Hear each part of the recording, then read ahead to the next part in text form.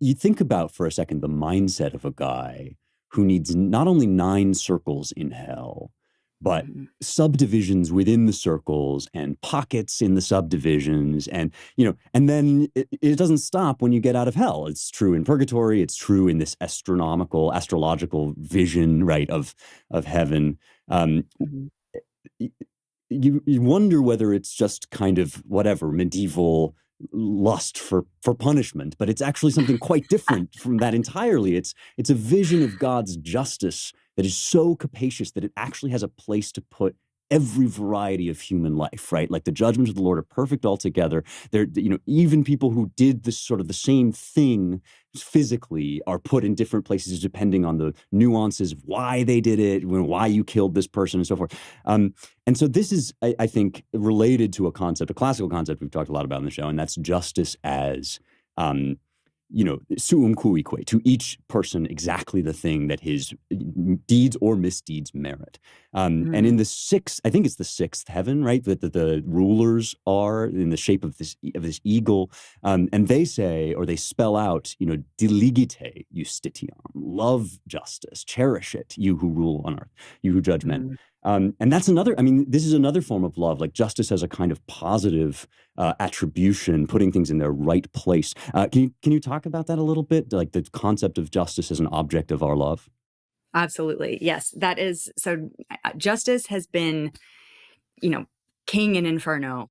In Purgatory, it's getting this big, I think I said, an assist from mercy, where Hmm. we're still satisfying justice because these people have to go through something to sort of get to their spot in heaven.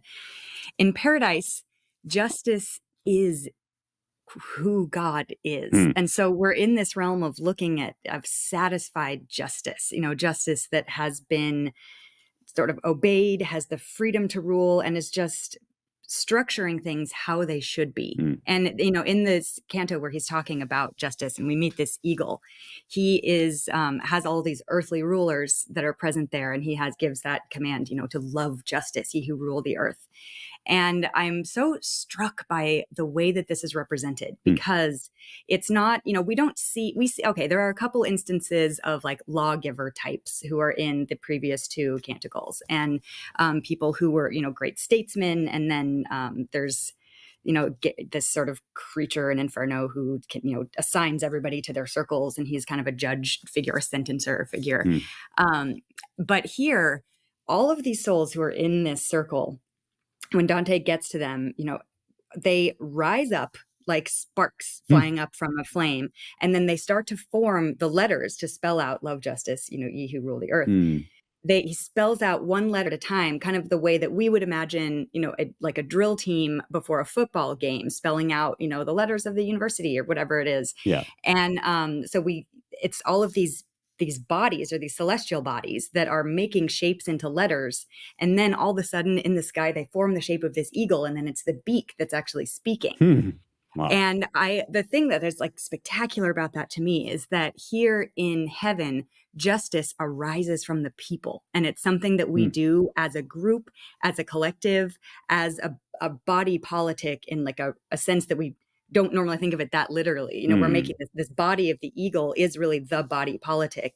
And so justice is something that really only has applicability, beyond punishing sinners, that like the happy side of justice, the Hmm. heavenly register of justice, is something that looks like people all living under a contract where there's just this utter harmony, that they are speaking with one voice. And Hmm. the Dante really digs into the grammar that's used here. He stops to pause, do I address you as singular or plural? And he says both are correct. Hmm. And that, speaks to the nature of one who lives justly as an individual is also living justly in community with these other persons.